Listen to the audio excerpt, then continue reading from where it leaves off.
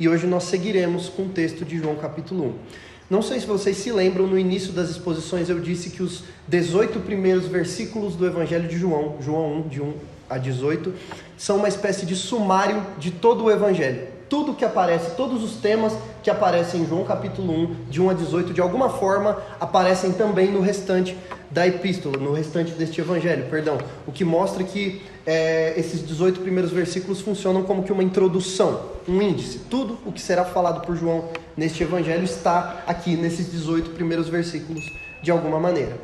E vocês também já devem ter notado que, por mais que João seja o Evangelho que começa no tempo mais antigo de todos os 4 Evangelhos, não é? No princípio era o Verbo, ele fala de Jesus na eternidade passada. Ele faz um salto da eternidade passada direto para o ministério terreno de Jesus. Vocês não verão no Evangelho de João, por exemplo, nenhum tipo de informação sobre a genealogia de Jesus, como o Evangelho de Mateus fala, nem sobre a infância de Jesus, como, por exemplo, o Evangelho de Lucas fala, nem mesmo sobre o batismo de Jesus, como o Evangelho de Marcos fala. Não, ele fala de Jesus da eternidade passada e ele pula direto para o ministério terreno de Jesus, porque o objetivo de João com este Evangelho, vocês se lembram disso, está lá no final de João capítulo 20, era dar informações para que as pessoas viessem a crer em Jesus Cristo e, crendo, tivessem a vida eterna. E João considerou que estas informações eram suficientes para isso, ok? E aí, em relação a isso, o início do ministério terreno de Jesus é marcado por 2 figuras, o próprio Jesus e João Batista. Por isso vocês verão Jesus e João Batista sendo referenciados no capítulo 1 de João o tempo inteiro. E agora que nós já falamos da eternidade passada, Jesus na eternidade passada, no tempo em que nem o tempo existia, antes que o haja houvesse, certo? Falamos sobre aquele que estendeu o tapete vermelho para Jesus, João Batista. Hoje nós vamos falar sobre o Verbo manifesto no mundo. Então, a primeira parte da nossa exposição será dividida em 3 partes, e a primeira parte da nossa exposição se chama o Verbo manifesto. E nós lemos as primeiras palavras aqui do verso 10, são as seguintes: o Verbo estava no mundo. Só para efeitos didáticos, o texto usa verbo aqui, só para vocês saberem, o texto original não contém a palavra verbo aqui no verso 10, ok? Tanto que algumas versões de vocês talvez digam, ele estava no mundo, na versão de alguns de vocês. Mas a minha versão diz o verbo estava no mundo para efeitos didáticos, para nós sabermos. É dele que o evangelista está falando. O verbo, então, estava no mundo. Irmãos, eu sinceramente, enquanto eu montava essa exposição, eu não me sinto nem digno de expor uma frase como essa. Eu ficava refletindo enquanto eu preparava esse sermão, em todas as implicações, na profundidade dessa verdade de que o verbo estava no mundo, e ficava cada vez mais claro para mim, enquanto eu estudava esse texto, que nós não temos no nosso vocabulário, nas nossas línguas terrenas, nós não temos nem palavras o suficiente para falar sobre isso de maneira completa, para trazer à tona tudo o que essa afirmação significa. O verbo estava no mundo. Nós estamos falando aqui no verso 10 de um período que se iniciou há mais ou menos 2000 anos atrás, 2021 pelas nossas contas, mas não exatamente. O período em que Jesus esteve aqui na terra, o período que Paulo chama, tanto quando ele escreve aos Gálatas quanto aos Efésios, ele chama este momento de plenitude dos tempos, o tempo perfeito, o momento exato da história e pré-determinado pelo Pai, em que o Logos, em que o Verbo, em que a palavra criadora se manifestou no mundo. A palavra, a sabedoria divina que é responsável por tudo o que existe, a sabedoria divina, a luz que ilumina os homens, a vida que faz a manutenção de tudo o que existe, pisou na sua criação. É deste momento que nós estamos falando. A palavra, a vida, a luz, através do qual tudo o que foi feito se fez. O poder através do qual os nossos corações foram criados e continuam batendo. O poder através do qual os nossos rins foram criados e continuam filtrando. O poder através do qual a vida veio a existir e continua existindo e se multiplicando. Este poder criador esteve aqui. A palavra criadora de que o Antigo Testamento fala o tempo inteiro, e aqui o Antigo Testamento se refere o tempo inteiro como sendo uma pessoa, estava aqui no mundo. Irmãos, se vocês forem hoje para a região de Israel, vocês pisarão no chão que o Verbo pisou. Ele esteve aqui. Se vocês forem hoje para Israel, vocês respirarão o ar que o Verbo respirou. Ele esteve entre nós, no mundo, no planeta em que Ele mesmo criou. Vejam a continuação do versículo. O mundo foi feito por meio dele. O Verbo estava no mundo, o mundo foi feito por meio dele. Nós falamos sobre isso no primeiro sermão. Tudo que existe foi feito por ele. Sem ele, nada do que foi feito se fez. E no meio de tudo o que ele fez, de todo o universo, está a criação mais gloriosa dele, que é esse planetinha, aqui no meio do sistema solar, o planeta Terra. E o Verbo esteve no mundo que ele mesmo fez. Eu fiquei pensando em algumas ilustrações para esse fato, e não dá. Eu fiquei pensando, que tipo de ilustração dá para utilizar, né? Sei lá, de uma pessoa que constrói uma casa e ele vai lá e pisa dentro da casa. Não dá, porque a casa e o construtor fazem parte da mesma ordem de coisas. Não dá, a pessoa que construiu a casa, ela só usou coisas que já existem para construírem a casa. A gente está falando de um ser que entrou em um ser de outra dimensão que entrou na nossa. É mais como se um pintor, dadas as proporções da ilustração e pedindo licença poética, como se um pintor se tornasse tinta e passasse a habitar no universo do seu quadro. Quase como se um compositor se tornasse uma nota musical e habitasse na sua música. E eu sei que essas ilustrações, elas não tocam nem na superfície do que aconteceu aqui. Não existiria matéria sem Jesus. E ele criou a matéria, e aí ele assumiu forma de matéria. Não existiria tempo sem Jesus. Ele criou o tempo, e aí ele entrou na linha do tempo. Não existiria espaço sem Jesus. Espaço. Tudo que existe é tempo, matéria e espaço. Não existiria espaço sem ele. Ele criou o espaço, e ele entrou dentro do espaço. O Verbo estava no mundo. O Deus criador dos céus e da terra, o criador dos micro-organismos e das galáxias, ele estava aqui, no nosso mundo. Meu Deus, o quanto eu consigo estressar esse fato. Ele esteve aqui, entre nós, como um de nós, andando entre nós. Quantas coisas nós podemos falar a respeito disso? Quantas coisas nós poderíamos falar sobre isso?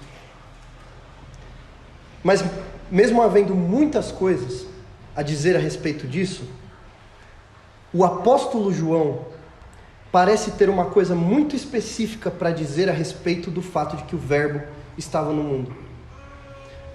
Quando você vê o desenvolvimento do texto, você percebe que, por mais que a afirmação, o Verbo estava no mundo, ou ele estava no mundo, seja gloriosa e tenha tanta coisa que dê para falar sobre isso, a intenção de João ao dizer isso parece ser uma intenção de acusação. Vejam como ele desenvolve a fala dele. Ele conclui o verso 10 dizendo o seguinte: mas o mundo não o conheceu. A afirmação de que o Verbo estava no mundo, por mais que tenha uma porção de encadeamentos e aplicações, ela é usada aqui por João especificamente para deixar claro o quanto o ser humano, morto nos seus delitos e nos seus pecados, é indesculpável. Porque o que mais alguém pode dizer que precisa para crer no Deus verdadeiro, que não o próprio Deus verdadeiro visivelmente presente na frente deles? Por que eu digo que essa afirmação de João tem tom de acusação?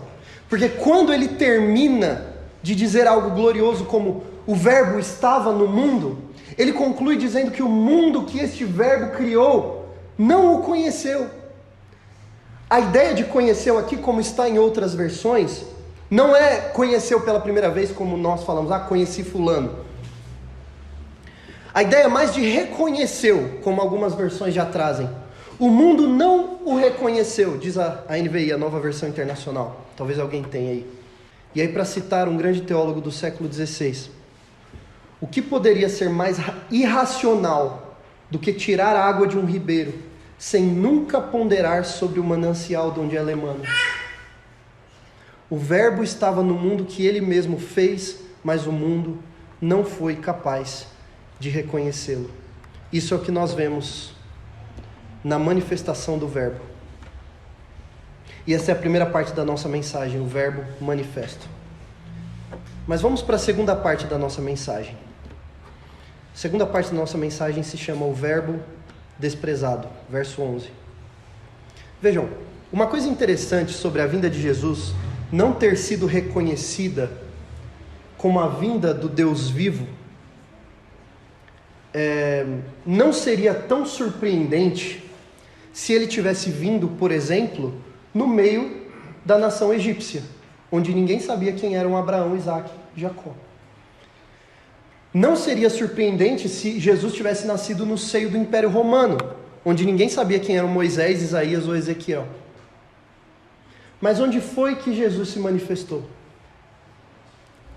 Onde foi que Jesus se manifestou? Ele se manifestou em Israel. Ele nasceu em Belém da Judéia, foi criado em Nazaré da Galileia, no meio do povo onde ele mesmo havia se revelado a Abraão, ele mesmo havia se revelado a Moisés, aos profetas, todos eles tendo concordado em esperar pelo chamado Messias. Toda a nação de Israel esperava pelo Messias. O que é o Messias? O Messias é a palavra hebraica que em grego se traduz por Cristo. E a palavra Messias, ou Cristo, significa o ungido. É só vocês pensarem no Antigo Testamento. Havia 3 funções principais para as quais uma pessoa era ungida. Para a função de rei, de sacerdote ou de profeta. E na maioria das vezes essas pessoas eram um ou outro. Alguns assumiam 2 vezes essa posição, como o próprio rei Davi, que é tratado como rei, mas também foi tratado pelo Novo Testamento como profeta. Mas todos concordavam que eles estavam à espera de um ungido muito específico, que cumpriria essas 3 funções: a de rei, a de sacerdote e a de profeta. E todos estavam esperando. Essa era a expectativa do povo judeu, mas vejam o que diz o verso 11: ele veio para o que era seu, e os seus não o receberam. Quem é esse seu para quem Jesus veio? Vejam, nós entendemos, à luz das explicações do Evangelho de João, que aqui, o seu de que João está falando, ele está fazendo um afunilamento de quando ele diz que o mundo não o recebeu, e aí ele veio para os que era seu, para o que era seu, e os seus não o receberam. É como se ele estivesse especificando que ele veio especificamente se manifestar na nação de Israel, e a nação de Israel não o recebeu. E é claro que, em um sentido, quando João diz que nada do que foi feito se fez sem ele, isso significa então que tudo é dele, não é? Não só a nação de Israel, tudo é dele. O Egito era dele, Roma era dele, sempre foi, por direito de criador, é dele. Mas quando ele diz o que era seu aqui, o peso ele é um pouco diferente. A ideia do texto grego é seu de maneira mais profunda. A estrutura que aparece aqui pode ser comparada com vários outros textos. Essa ideia de seu aqui. Por exemplo, quando nós lemos em João 1,41, nós vemos que o texto diz o seguinte: ele encontrou primeiro o seu próprio, vejam que o texto foi traduzido como seu próprio irmão, Simão, a quem disse: achamos o Messias. Ou João 5,18 que diz: por isso os judeus cada vez mais queriam matá-lo, porque além de desrespeitar o sábado, também dizia que Deus era o seu próprio Pai. Percebam, é mais íntimo, fazendo-se igual a Deus. Ou João 10,3 que diz: para este o porteiro abre, as ovelhas ouvem a sua voz, ele chama as suas próprias ovelhas, e pelo nome e as conduz para fora. Esse texto tem essa ideia mais intimista de seu. A ideia quando João diz, ele veio para o que era seu, talvez possa ser comparada ao dono de uma empresa, que de certa forma manda na empresa inteira, ele é dono da empresa inteira, mas ele tem o escritório dele. E lá no escritório dele é onde ficam as coisas dele, é onde o computador loga no sistema já com a conta dele, é onde ficam os livros dele, é onde ficam os documentos dele. E nenhum colaborador da empresa pode decidir simplesmente entrar lá e fazer uma reunião lá dentro da sala do chefe, porque se o dono da empresa chega lá, o argumento dele poderia ser algo assim: como assim eu não tenho direito de ficar na minha própria sala? Ora, mas toda a empresa não é dele? Toda a empresa não é empresa dele? Mas aquela sala é mais dele, é mais profundamente dele, é ali que ele opera, é ali que ele trabalha. Aquela sala é dele de um jeito especial. E assim, só como ilustração, assim como toda a terra pertence a Jesus, toda a terra pertence a Jesus, assim como não existe 1 centímetro quadrado do universo que Cristo não possa apontar e dizer, é meu, mesmo assim, Israel era diferente. Ali era pessoal. Ali, ele havia criado do zero, ele pegou uma nação e ele criou do zero. Vocês já pararam para pensar nisso? Que a nação de Israel não era nem para existir? Deus pegou um casal de estéreis e fez eles terem um filho. E aí ele pegou mais um casal estéril e fez esse outro casal estéril ter mais um filho. E através desta linhagem ele cria a nação de Israel, que não era nem para existir, porque ele criou com um propósito muito específico. Era dele. Foi ali que ele se manifestou. Foi ali que ele criou o seu sistema de adoração, a religião judaica. Foi ali que ele levantou a sua lei, foi ali que ele levantou profetas, foi ali que ele levantou sacerdotes, como ele não fez em nação nenhuma do mundo. Ali era dele, de maneira especial. Sabe? Ele veio para o que era seu, se manifestou no meio da própria nação, e eles não o receberam. Isso me remete, por exemplo, a Mateus, no início do Evangelho de Mateus, ali entre Mateus 1 e 2, quando o rei Herodes ouve a profecia de que um rei nasceria no meio dos judeus, e como ele não tinha muito mais informação do que aquilo, ele vai buscar informação com quem? Com os escribas de Israel, que estavam aguardando o Messias. Então chega o rei Herodes e pergunta: onde é que o Messias vai nascer? E os escribas, que passaram a vida trabalhando em escrever e copiar aqueles textos e falar sobre a vinda do Messias, viram para Herodes: Belém da Judéia, e voltam a escrever. E eles mesmos não tiveram interesse de averiguar aquele fato. Ele veio porque era seu e os seus não o receberam. Duas observações sobre Israel ter rejeitado Jesus. Primeiro, irmãos, esta rejeição não começou no tempo de Jesus. Nós não estamos falando aqui de um povo que sempre adorou o Senhor de maneira perfeita, porque Deus tinha se revelado ali, não é? E de repente, por acaso, quando Deus se manifestou em carne, eles o rejeitaram. Quando Moisés estava no monte com o Senhor, recebendo do Senhor a lei, o povo já estava lá embaixo adorando o bezerro de ouro, porque não tiveram paciência de esperar Moisés voltar.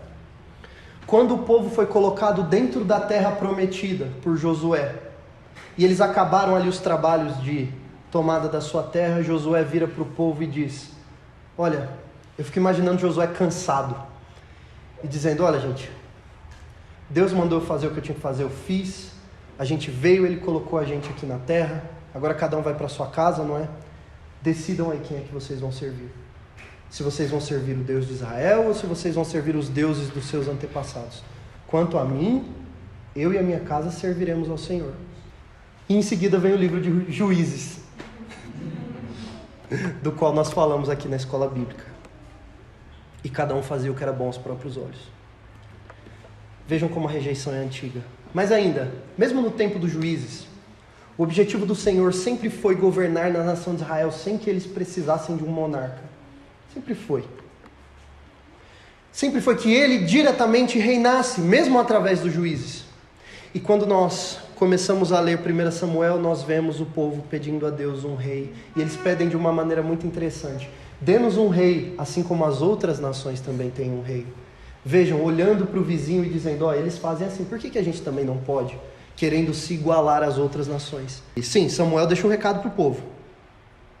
Ele diz: esse rei que vocês estão pedindo, quando ele reinar sobre vocês, ele tomará os filhos de vocês, os empregará no serviço de seus carros de guerra, como seus cavaleiros, vai colocar os filhos de vocês na frente da batalha. Ele vai pôr por capitães de 1000 e capitães de 50, outros para lavrar os campos dele e fazer colheitas, outros para fabricar armas de guerra e equipamentos. Vai tomar as filhas de vocês para serem perfumistas, cozinheiras e padeiras. Ele vai tomar o melhor de vocês, o melhor das suas lavouras, das vinhas, dos olivais. Ou seja, esse rei que vocês estão pedindo, ele não vai ser bom, ele não vai pensar no bem de vocês. E ainda assim, o povo não atendeu à voz de Samuel e disse: não, nós queremos um rei, nós queremos um rei. Abandono do seu Deus. E esse abandono não para por aí, nós vemos os profetas acusando o povo de Israel de estar abandonando o seu Deus. O profeta Isaías diz no capítulo 1 e os versos 3 e 4, o boi conhece o seu dono, o jumento conhece o lugar onde dão comida para ele, mas Israel não tem conhecimento, o meu povo não entende. Ai desta nação pecadora, deste povo carregado de iniquidade, são descendência de malfeitores, filhos que praticam mal, rejeitaram o Senhor, desprezaram o Santo de Israel, voltaram para trás. Tudo isso para mostrar para vocês que essa rejeição de Israel para com Jesus não começou em Jesus. Começou muito antes de Jesus. Israel ter rejeitado Jesus é só a maior das evidências de quanto o povo já estava com seus corações distantes de Deus. Nós estamos falando aqui de uma rejeição que havia começado há milênios. Uma rejeição que, mesmo uma nação que tinha a lei do Senhor muito clara lá, não era capaz de obedecê-la e não era capaz de amar o Senhor. Essa nação não era capaz de amar o Senhor e obedecer a sua lei. Não é uma coisa pontual, não é um pequeno erro que eles cometeram no primeiro século. Não, isso vinha de gerações e gerações. Eles diziam conhecer o Deus verdadeiro porque este Deus verdadeiro os havia escolhido. E havia mesmo. E havia dado a eles profetas e sacerdotes e uma lei que refletia a moral do Senhor. E eles vinham sendo rebeldes para com este Deus desde o início. Quando o seu Deus veio ao mundo, manifesto em carne, o que aconteceu foi a reação natural de corações pecadores que vinham rejeitando o seu Senhor desde o início. E tudo isso por quê? Algo muito específico com aquele povo de Israel? Tinha alguma coisa ruim na água deles ali em Israel, ali no poço de Siloé? E eles, por beberem demais essa água, ficaram loucos. Por ter o Deus verdadeiro tão claramente visível, tão claramente manifesto para eles nos profetas, nos sacerdotes e na lei, e não honrá-lo, não obedecê-lo, não amá-lo. Era um problema de Israel. Talvez você pense no seu coração, como eu já pensei tantas vezes em escola dominical. Nossa, como o povo de Israel é louco! Que povo tonto! Como é que pode? Mas irmãos, nós somos iguaizinhos. E este é o segundo ponto que eu gostaria de trazer sobre Israel ter rejeitado Jesus. Nós não somos diferentes. Esta rejeição deixa clara não a rebeldia do povo de Israel, ela deixa clara a rebeldia do coração humano. O quanto o coração humano em geral é podre. Vocês querem ver como nós somos iguaizinhos de Israel? Olha só, a gente está falando de uma nação que teve a lei de Deus manifesta muito claramente entre eles e não recebeu seu Deus. Pois bem, segundo a revista FAPESP, no Brasil, em 1980, 6,6% da população brasileira se dizia evangélica. 6,6%. Em 91, os evangélicos já somavam 9% da população. E em 2000 já eram 26,2 milhões de habitantes brasileiros que se chamavam evangélicos. Ou seja, em 2000 era 15,4% da população. Em 2010 esse número saltou para 42,3 milhões de evangélicos no Brasil. 22% dos brasileiros. Hoje, 65 milhões de pessoas. 31% da população se diz cristã evangélica. Some isso aos católicos e nós temos um total de 81% da população se dizendo cristã e crendo na Bíblia. Entretanto, os índices de corrupção não diminuem. O número de abortos aumenta. O número de divórcios aumenta. Ano após ano após ano. E a moralidade do nosso país parece estar indo por água abaixo. Por que será? De novo, a nossa mania de pensar ou de dizer, nossa, Deus se revelou em Israel durante milênios e quando ele apareceu em pessoa, eles não receberam. Irmãos, nós temos a revelação literária mais clara da história disponível para nós. Nós temos milhares, quiçá milhões de horas de exposição bíblica na internet disponível.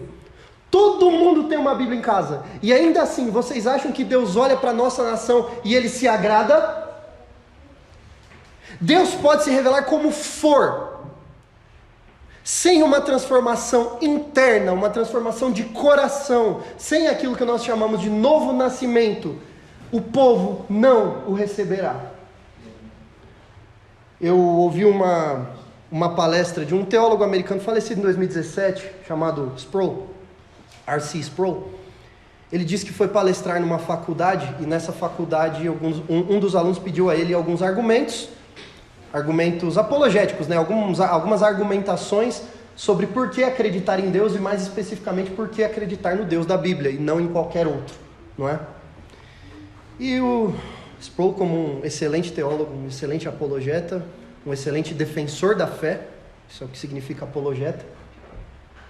Ele respondeu: tá bom, eu vou te dar os argumentos. Eu vou te dizer por que é impossível não crer que Deus existe. Na verdade, é tolice não crer que Deus existe. E eu vou te dizer por que tem que ser o Deus da Bíblia e não qualquer outro. E eu vou te dar todos os argumentos, históricos, literários, inclusive religiosos. Mas, dizia isso pro aluno, mas eu não acho que o problema de você não crer em Deus seja um problema apologético, ou um problema teológico. O que você tem é um problema moral, disse ele pro aluno. Deus poderia aparecer encarnado na frente daqueles alunos fazendo milagres, e aqueles alunos não creriam, porque o problema não é um problema de argumentação, o problema é um problema moral, de um coração que odeia a lei de Deus, de um coração que no momento em que admite que Deus existe, que Ele é soberano e que a vontade dEle é perfeita, a minha vontade entra em xeque. A minha vontade já não pode ser seguida. Eu já não sou o dono da minha vida, já não sou o centro do universo, já não é mais meu corpo, minhas regras. É meu corpo, regras do Senhor. No momento que Deus entra em cena, eu deixo de ser dono de mim, eu deixo de obedecer os meus padrões, ou usando a linguagem bíblica, eu deixo de fazer aquilo que é bom aos meus próprios olhos, e eu tenho que seguir o que é bom para Ele, não aquilo que eu acho que é bom. Então o problema do ser humano em não receber a Deus não é um problema teológico, é um problema moral. E Deus poderia aparecer encarnado na frente desses ímpios e eles não creriam. Como é que eu sei disso? Porque Ele já apareceu encarnado na frente dos ímpios. Ele fez isso. Ele veio para o que era seu. Ele entrou no país em que Ele se revelou. Ele não precisava de passaporte para entrar em Israel, nem de autorização, e não precisava de espancar nenhum deus pagão ali. Era a revelação do Deus verdadeiro, e os seus não o receberam. E diz João no capítulo 3, o verso 19, a condenação é essa: a luz veio ao mundo, mas os homens amaram mais as trevas do que a luz, porque as suas obras eram más. Isso só nos mostra o quanto não existe esse negócio, pelo amor de Deus, parem de falar, aceitar Jesus. Não existe isso, se o próprio Deus não derrubar as portas do seu coração e fizer morada nele.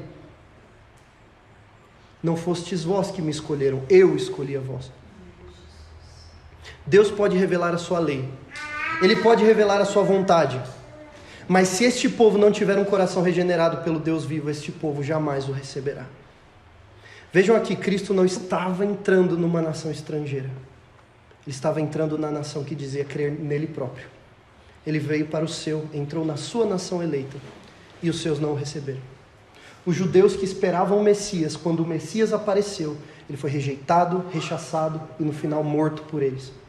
Então vejam como o processo, não de Israel, porque assim como nós falamos, Israel acaba sendo um exemplo extremo da rejeição. Mas vejam como o processo do ser humano rejeitar o Criador, ele é um processo feio. É feio. Deus cria o mundo, a humanidade cai. Então Ele elege uma nação, entrega a sua lei a essa nação, se revela para o mundo através dessa nação, fala com essa nação através de profetas, e aí essa nação pega as leis do Senhor, transforma em mandamentos legalistas, e a religião se torna uma religião legalista e elitista, e quando o seu Messias finalmente aparece, eles não o reconhecem.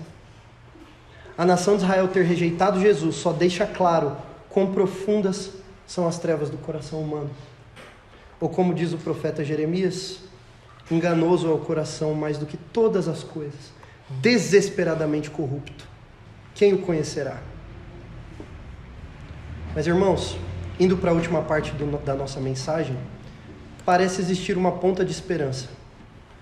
Vejam os versos 12 e 13, vamos ver esses versos agora, e a terceira parte desse sermão é o verbo recebido. Vejam a ponta de esperança.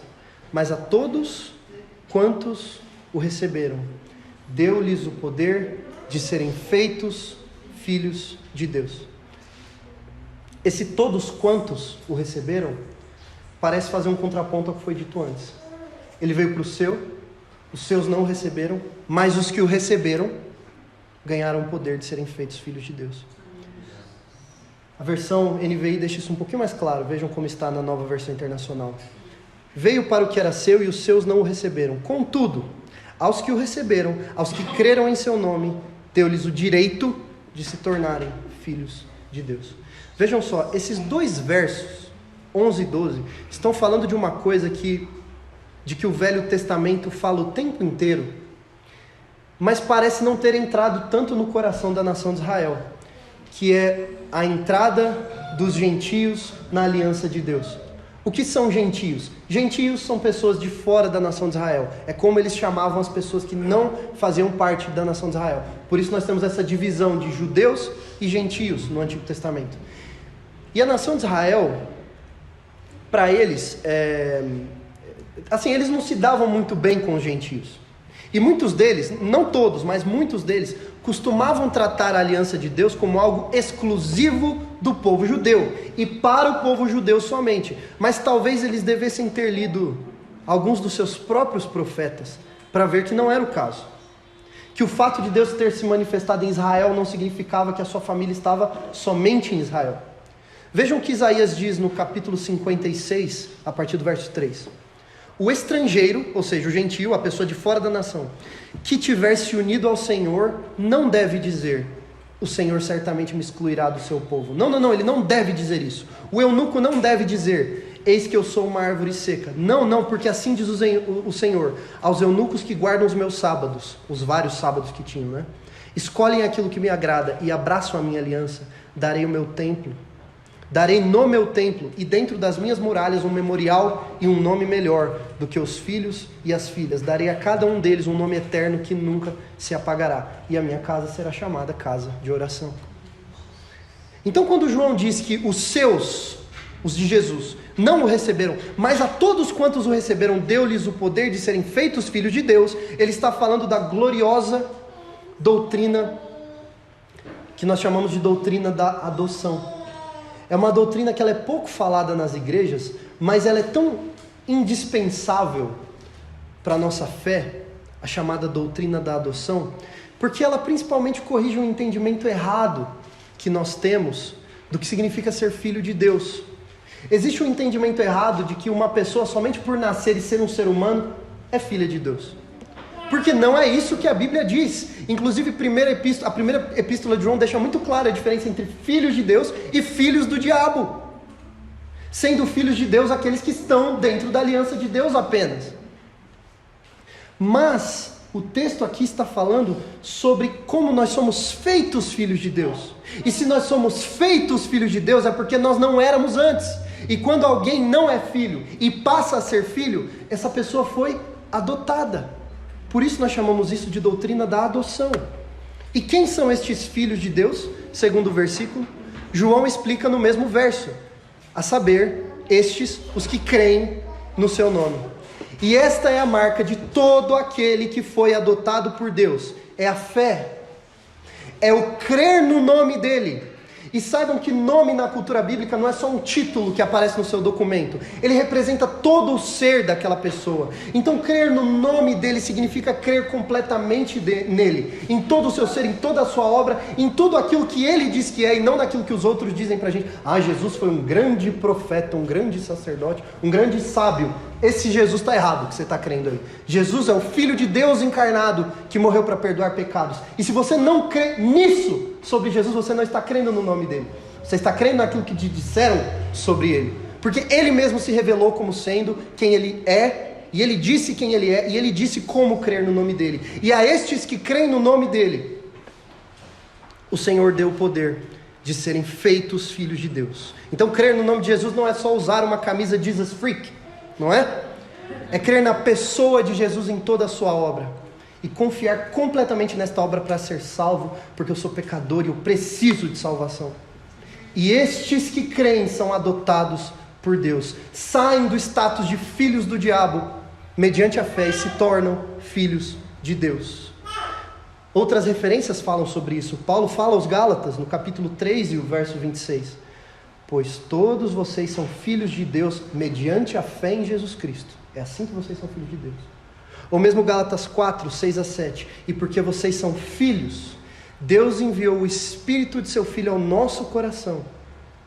O mesmo Espírito que quando desceu sobre Jesus, nós ouvimos aquela voz do céu. Este é o meu Filho amado, em quem me comprazo. Este mesmo Espírito o Senhor envia ao nosso coração quando somos feitos filhos. E este Espírito clama, Abba, Pai.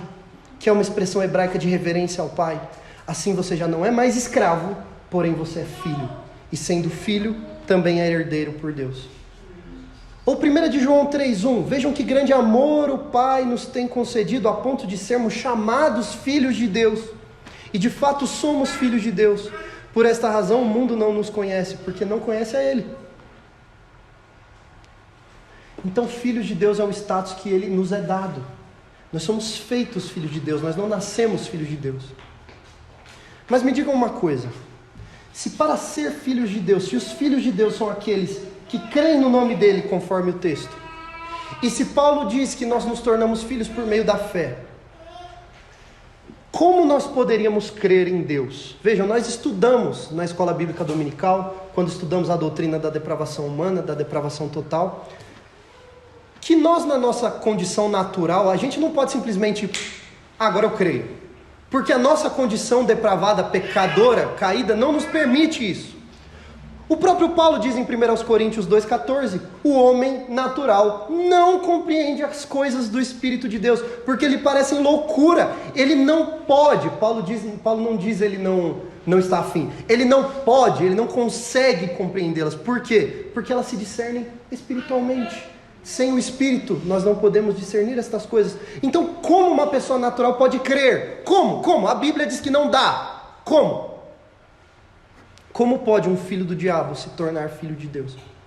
Se para isso é necessária a fé. E o autor aos Hebreus nos diz que até a fé foi comprada por Cristo na cruz. E a resposta é essa mesmo que vocês estão pensando. Não dá. Não dá. Como Jesus diz a Nicodemos no capítulo 3 deste mesmo livro. Tem que nascer de novo, Nicodemos. Não é só responder a um apelo, Nicodemos. Não é só fazer uma confissão de fé, Nicodemos. Não é só se matricular numa igreja, Nicodemos. Tem que nascer de novo, senão não dá. Ou nas palavras do verso 13. Os quais não nasceram do sangue, nem da vontade da carne, nem da vontade do homem, mas de Deus. Vejam que tem 3 negativas e uma afirmativa nesse verso. Primeiro, não nasceram do sangue os filhos de Deus, não nasceram do sangue, verso 13. Ou seja, quando falamos de filhos de Deus, é claro que como são filhos adotados por Deus, não são de descendência sanguínea divina. Estamos falando de filhos que não necessariamente são gerados a partir de compartilhamento de material genético, de DNA. Não são filhos do sangue. Mas ainda, não são da vontade da carne. E se você recorta a expressão vontade da carne, significa exatamente o que vocês estão pensando. Você entende como a coabitação entre um homem e uma mulher, que gera um filho ou uma filha. O relacionamento entre um homem e uma mulher, que surge da vontade da carne, gera um filho ou uma filha, mas não é assim que um filho de Deus é gerado. E nem da vontade do homem, diz o texto. Ou seja, aquele que é filho de Deus não nasceu de Deus porque quis. Então o que esperar? Se os filhos de Deus não são como filhos naturais, não são filhos de sangue, não são produto de coabitação entre homem e mulher, e não nascem porque querem, então eles nascem como? Final do versículo? De Deus. Nascem diretamente de Deus. Como pode um homem nascer de novo sendo velho? Pergunta Nicodemos. Será que ele pode voltar ao ventre materno e nascer uma segunda vez? Pergunta Nicodemos. Não, Nicodemos, responde Jesus. O que é nascido da carne é carne, mas o que é nascido do Espírito é Espírito. Tem que nascer da água e do Espírito. E aqui nós vemos mais uma doutrina gloriosa revelada, a doutrina da regeneração. O que acontece conosco antes que nós creiamos, antes que por meio da fé sejamos salvos da condenação que merecíamos e sermos adotados por Deus, o que acontece antes? Nós nascemos de novo do Espírito. E nascer do Espírito não é algo que você pode fazer por si mesmo.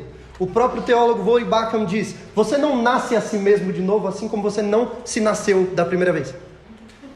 Você não tem esse poder. Mas tem que nascer de novo. E se não é algo que é vontade do homem, é Deus é quem faz. Filhos de Deus não nascem biologicamente de outros filhos de Deus. Filhos de Deus não nascem porque houve coabitação entre homem e mulher, e nem porque querem. Filhos de Deus nascem exclusivamente de Deus, conforme Ele concede, ou nas palavras de Paulo em Romanos 9,16, assim pois não depende de quem quer ou de quem corre, mas de Deus que tem misericórdia, é Ele quem faz. Conversão é uma ação monergista de Deus, e de alguma forma, só pensando de maneira análoga, e que Deus me ilumine as palavras para que eu não faça nenhuma comparação impiedosa, nós podemos dizer que de alguma maneira o nosso irmão mais velho, Jesus, nasceu assim. Porque ele não é filho de Deus por causa de alguma sequência de DNA.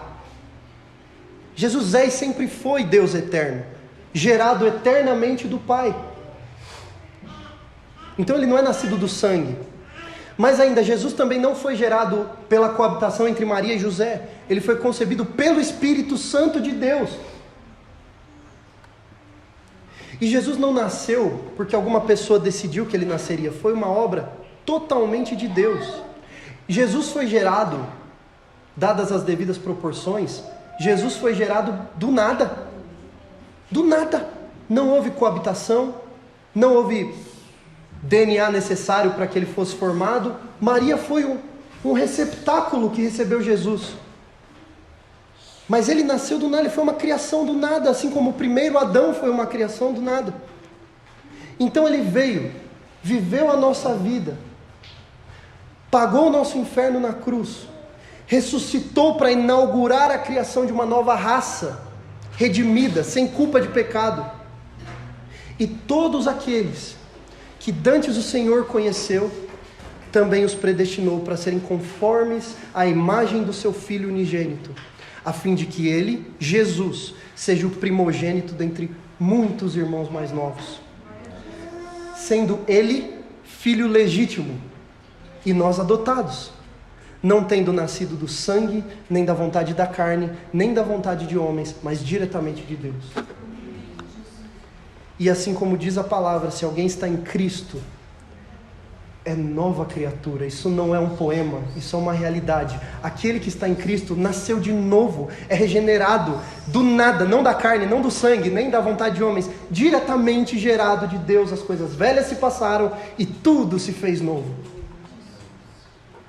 Então vejam, irmãos, qual é o fluxo desse texto? O verbo entrou na sua criação, o verbo eterno entrou na criação, que havia pecado contra ele e caído em trevas. E mesmo ele entrando na criação, a revelação mais clara de Deus, o mundo não o recebeu, não o reconheceu. Quão distante está a criação do seu Criador, meu Deus. Isso fica claro quando ele se manifesta não no Egito, nem na Pérsia, nem na Etiópia, mas em Israel, a nação que tinha a revelação mais clara de Deus até então. E nem esta nação o recebe. Mas todos aqueles que o receberam, que o reconheceram e que creram nele, se tornaram filhos. E isso foi uma obra exclusiva de Deus. E aí fica a pergunta do título desse sermão: por que ele esteve aqui? Ele esteve aqui para cumprir uma obra, para fazer por nós aquilo que nós jamais poderíamos ter feito, sairmos da posição de filhos do diabo, meu Deus, e nos tornarmos filhos de Deus. E algumas aplicações finais que tem que impactar a nossa vida, o nosso dia a dia, porque toda a verdade bíblica tem. Lembrem-se de uma coisa, à luz desse texto. A gente não se coloca muito dentro das categorias que a Bíblia fala a respeito, mas lembrem-se de uma coisa, naturalmente falando, nós somos gentios. Não gentio com L, gentio com O. Nós somos gentios por quê? Porque nós não somos da nação escolhida por Deus para se manifestar. Alguém aqui é israelita? Semente de Abraão? Pois é, nós fomos adotados por Deus. Deus escolheu se manifestar a toda a nação, isso nos inclui. E o que foi que Ele cobrou de nós para isso? Nada. Nada, pura graça. Qual é a regra exigida de alguém para que seja adotado, senão o amor do Pai que adota?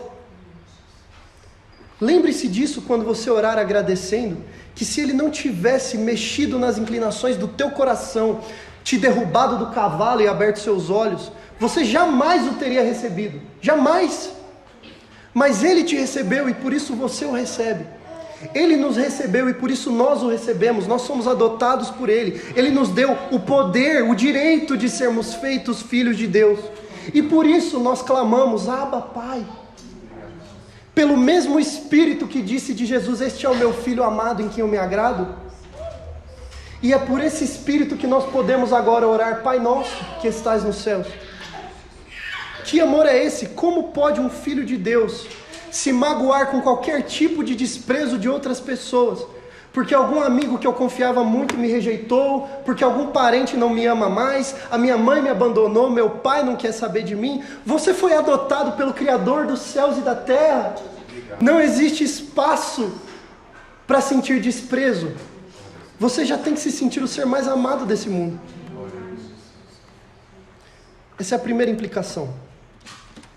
Mas uma segunda implicação desse texto é a seguinte: cuidado, e eu vou emprestar as palavras do reverendo Hernandes Dias Lopes aqui, cuidado para não se acostumar com o divino. Vejam, Israel tinha muita revelação de Deus, muito mais do que qualquer outra nação. Nós temos muita revelação de Deus, muita revelação de Deus. Ter uma Bíblia completa e traduzida em diversas versões na nossa língua é muito mais do que muita gente já teve na história. Na verdade, nós vivemos um momento bastante atípico da história, em que nós temos a revelação completa da palavra. Então, e além disso, nós vivemos numa cultura não judaico-cristã, que está profundamente acostumada com a ideia de Jesus e com a ideia de Bíblia. Então pergunte-se uma coisa: você de fato é filho de Deus? Ou você é só um cristão nominal que nasceu por acaso numa cultura judaico-cristã? Se tivesse nascido na Turquia, seria muçulmano. Você é de fato uma nova criatura gerada por Deus? Ou você é só uma pessoa que está acostumada, assim como os escribas e fariseus que escreviam todos os dias sobre o Messias, quando ele apareceu, o rejeitaram? Se vocês não são, se há alguém aqui que não é, por amor do Senhor, o momento é agora, é no tempo que se chama hoje. Clame ao Senhor, porque Ele não rejeita um coração quebrantado e humilde. Venha fazer parte da família de Deus, porque foi exatamente para isso que o Verbo veio ao mundo, para que nós pudéssemos crer nele e assim sermos adotados para a família de Deus e ter vida eterna. E tudo isso totalmente de graça. Totalmente de graça. Então creia no Senhor Jesus de todo o coração. Creia que o Verbo esteve no mundo, o mundo que foi feito por meio dele, mas o mundo não o conheceu. Mas a todos os que o recebem, ele dá a estes o direito de serem filhos de Deus, que não nasceram da carne, nem do sangue, nem da vontade do homem, mas nascem diretamente de Deus. Creia nisso de todo o seu coração. Se agarre nessa verdade como a coisa mais importante da sua vida, independentemente de quem você já foi ou do que você já fez. Seja feito um filho de Deus e seja salvo. Vamos ler o texto uma última vez?